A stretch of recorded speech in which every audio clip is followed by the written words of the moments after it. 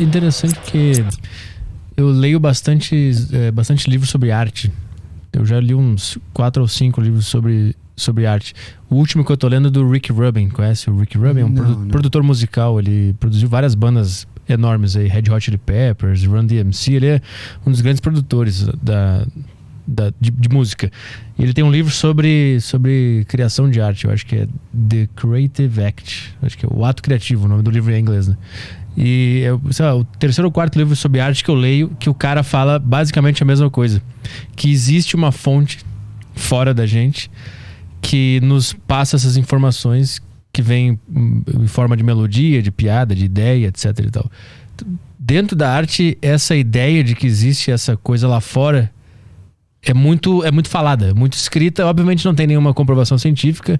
Os próprios caras que escrevem sobre isso falam: não faço ideia de onde vem isso aqui, não é uma comprovação científica, não tem nenhuma comprovação científica, mas é o que eu observei ao trabalhar com arte, né?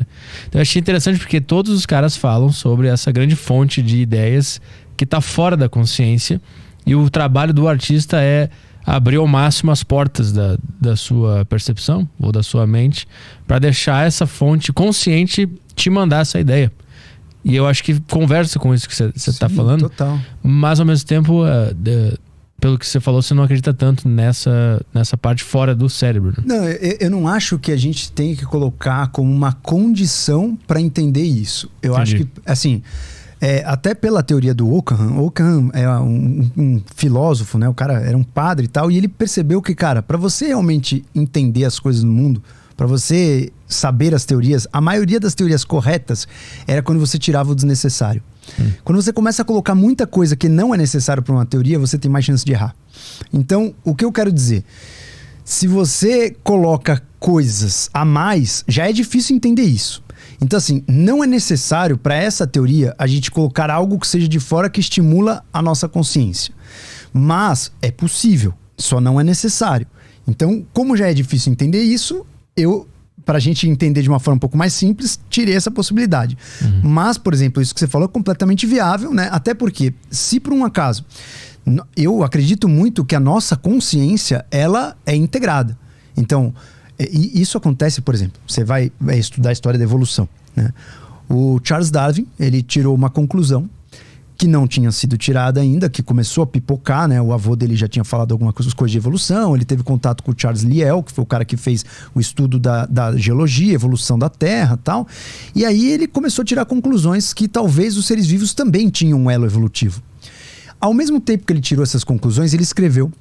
Nisso, cara, veio um jornalista anônimo, que não queria ser identificado, escreveu um livro anônimo, sem assinar. E a teoria do livro desse cara é muito parecida com a teoria do Darwin. A hora que ele leu o livro, cara, ele ficou chocado. Ele falou: cara, como que o cara chegou nessa teoria? Porra, eu viajei 5 anos no mundo inteiro pra entender isso. E esse cara foi esculachado, como ele era anônimo, ninguém sabia quem era, ninguém conseguiu pegar realmente que era o autor. Mas o livro foi esculachado pelos cientistas da época. E aí o Charles Darwin ficou com medo de publicar o dele, que ele falou: cara, se esse cara foi cancelado e o cara fez no anônimo, imagina se eu fizer isso e falar que sou eu. E o Charles Darwin era da patota, ele era, né, da Royal College, não sei o que, ele não queria perder o posto. Aí ele, né, falou: vou segurar esse livro, cara, não vou postar porque vai causar muito, né? Falar que a gente tem um ancestral em comum com o macaco, cara, a galera vai me matar. Nisso, né, demorou uns anos, tal, apareceu um cara do nada, né, também completamente distinto do Charles Darwin, um cara que era um cara já de uma origem mais humilde, Wallace, e o cara fez a mesma teoria que o Darwin. E ele escreveu uma carta pro Darwin, falando: cara, eu sei que você, chegou em umas conclusões, eu vi uma palestra tua, não sei o que, falou umas coisas, olha meus pensamentos aqui, eu queria que você lesse. Quando o Darwin leu, ele gelou. Ele falou: cara, é a minha teoria escrito, velho. Como que o cara pode ter chegado na mesma conclusão se eu não publiquei? Vou publicar logo o meu livro porque ninguém vai me dar os créditos, né? Inclusive tem uma história que eles marcaram, né, uma palestra juntos e cada um palestrou ali no seu tempo. E aí o Charles Darwin publicou o livro dele. O que eu quero dizer?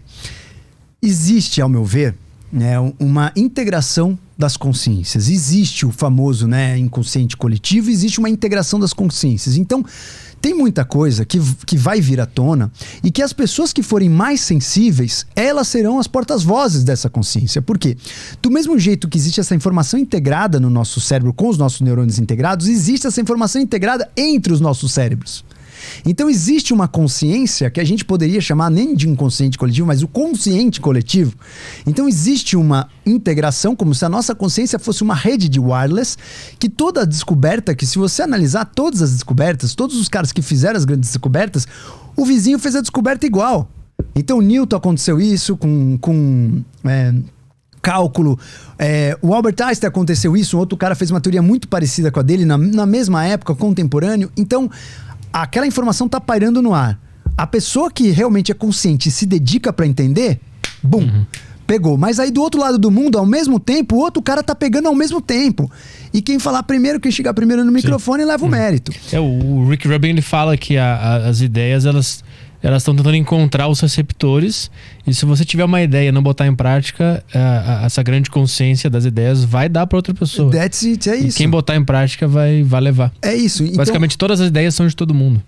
Exatamente isso. Então existe, talvez, igual integra a informação no neurônio, integra a informação entre os seres humanos para alguma consciência maior. Então você pode chamar essa consciência maior de Deus, você pode chamar essa consciência de universo, você pode chamar do que você quiser. É claro que o conceito de Deus é muito peculiar de cada crença, mas existe com certeza, aí que tá. Só que se você acredita que a consciência é um epifenômeno, que ela aconteceu só nos seres humanos, você não consegue entender isso. Porque se existe uma consciência universal, ela vem desde lá de sempre, cara. Ela vem lá de trás. Então ela é uma evolução. A gente simplesmente só está lapidando ela. E por isso que o título do livro é Os 7 Níveis de Consciência, porque eu acredito muito que quando você entende isso, você também muda a tua forma de viver, porque você entende que você é uma evolução. Você está num processo de evolução da sua consciência. E a sua consciência é talvez o maior refinamento da sua evolução. Então, se você quiser nadar de braçada, né, na sua trajetória aqui, você precisa se dedicar à sua evolução da consciência, porque é ela que está indo a favor da evolução de algo maior que a gente não conhece. É na consciência que está esse fluxo da vida, esse nexo da vida de você ir para o próximo degrau.